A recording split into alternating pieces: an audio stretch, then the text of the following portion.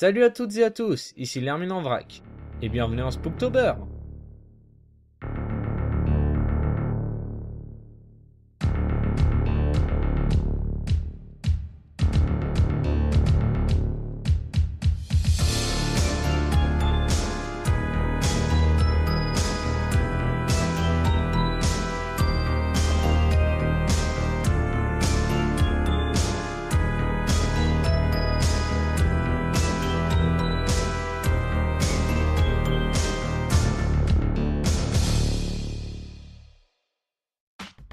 Et vu que la période s'y prête et qu'il faut que je sorte rapidement du contenu en rapport avec Halloween pour faire des vues, est-ce que vous connaissez les creepypasta?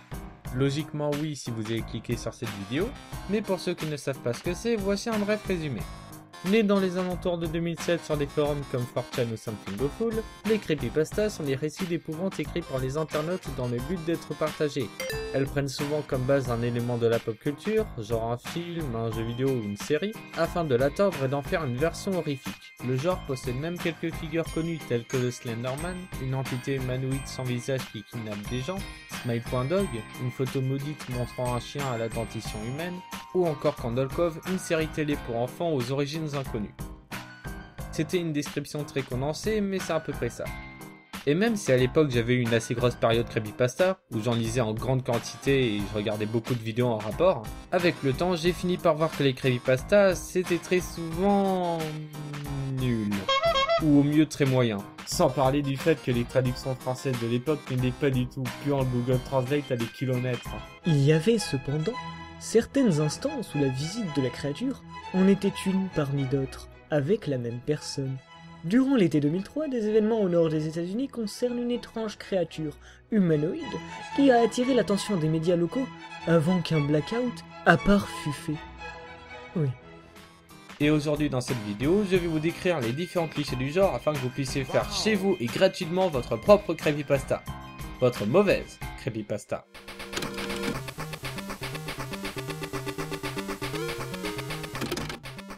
Le plus important quand tu veux écrire une creepypasta low cost, c'est de s'inspirer des plus célèbres. En gros, faut faire comme sur le YouTube français. Nous allons donc partir sur une base d'épisodes maudits, un concept tellement épuisé que même la saga FNAF en est jaloux, et pour choisir la série à maudire, mon binôme en duplex, Miaous de la Team Rocket, va s'occuper de tirer au hasard un vainqueur. Passons les présentations et allons à l'essentiel. Tu as raison. Voyons qui aura l'honneur d'être déshonoré.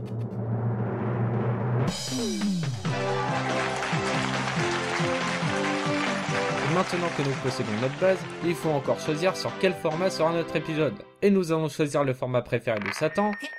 Est-ce que vous m'entendez? Test micro. Je ne sais pas. Tu as appuyé sur le bouton. Ok. La VHS. Pourquoi? Parce que les VHS ça fait super peur. Genre en vrai. Pour le lieu de découverte, parmi ces 5 propositions toutes faites, j'ai choisi la ruelle et vous ai improvisé une petite introduction 3 étoiles. Voici ce que je vous propose pour le début. Lucas vit en ville. En rentrant de ses cours du soir, comme à son habitude, il emprunte de petites ruelles afin de rentrer chez lui au plus vite. Mais sur le chemin de sa maison, angoissé par l'environnement, il fit une découverte étonnante. Gisant au milieu d'un tas de poubelles sur le côté du chemin, se trouvait une VHS de Hamtaro.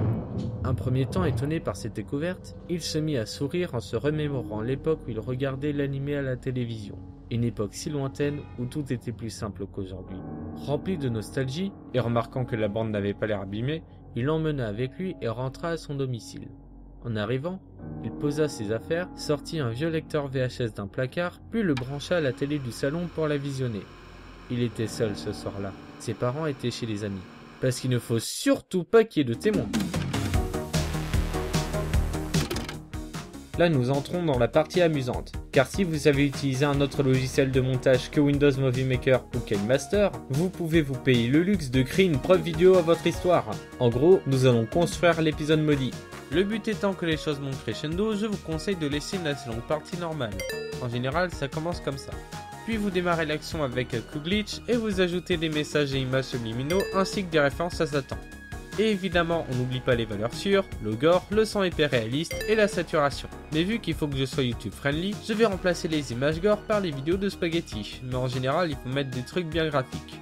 Et maintenant la touche finale, ajouter des enregistrements de cris surutilisés sur l'internet.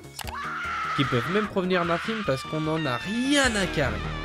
Genre vraiment rien. Et maintenant que Lucas a fini de regarder sa cassette, notre ami le Chétan va pouvoir lui rendre visite. Et pour la manière dont les choses vont tourner, j'ai choisi la fin la plus cliché de toutes, à savoir, Hamtaro va se matérialiser dans la maison et va essayer de tuer Lucas. Et après une longue partie de cache-cache, il va avoir l'idée de détruire la VHS, ce qui va tuer le démon. Mais le truc, c'est que le lecteur n'aura pas peur s'il n'est pas lui-même en danger. Du coup, nous allons ajouter le fait que Lucas, 6 mois après les événements de l'histoire, reçoit un email d'un inconnu contenant l'épisode en MP4 et le upload sur sa chaîne YouTube comme preuve de son histoire. Et c'est la fin.